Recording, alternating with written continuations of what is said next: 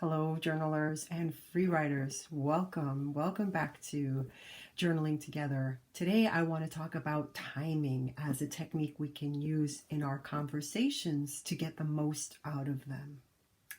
I'm really excited to share that. And then we will look at the week that was. And as a practice, I thought we can do this a couple times more in the beginning of the week, just until we get it under our belts. So, timing.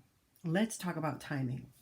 So, through this practice of journaling and self-exploration, I've noticed some trends in some conversations that probably didn't go the way I wanted them to.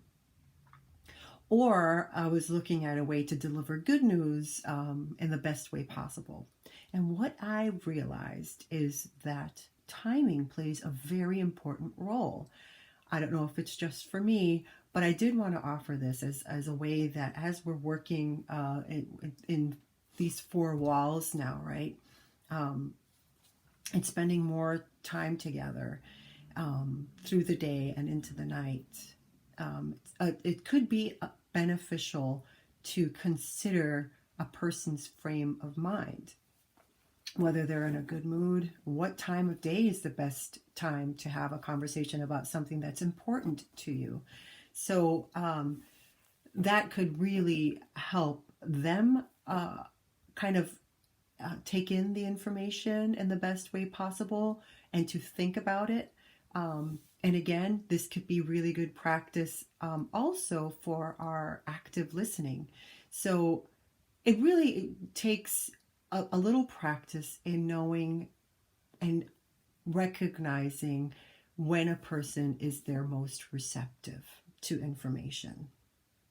And then delivering the news during that time period, and then actively listening by remaining silent after the news or the question is asked, and allow the thinking to happen, right? We talked about the importance of active listening for everyone involved. So I wanted to offer timing as a technique, a tool, a communication aspect that you can use to get the most out of conversations with people. So that's one thing. And the other technique that I wanted to raise, which I was really excited about and again, practicing those empathy muscles, is if you are having a difficult time having the other person understand the importance of, or it's something that you want, you really need, you can ask the question, what would you do if you were in my shoes? And again, let that active listening technique happen, right? Where you give space for the person to think, okay, if I was in this person's shoes, what would I offer? What would I do? And if you allow that quiet silence, to happen and that thinking to happen, what is going to happen is that person will eventually think of all the scenarios that they would consider if they were in your shoes.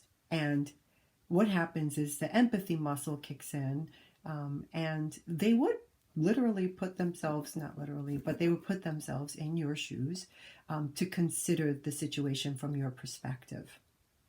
And often nuggets of gold are offered in solutions and possible ways of going about what it is that you're asking. So it's a really cool technique when you feel you hit a wall.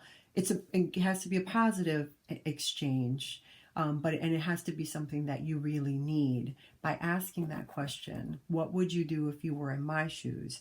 You're more likely to get a solution and an answer to your question. So I hope that helps. Timing. When's the best time to have this conversation? It might not be in the middle of dinner. It might not be, late in the evening. So get to know what is the best time for that person to receive this information, and then practice active listening. All right, so with that said, how was your week?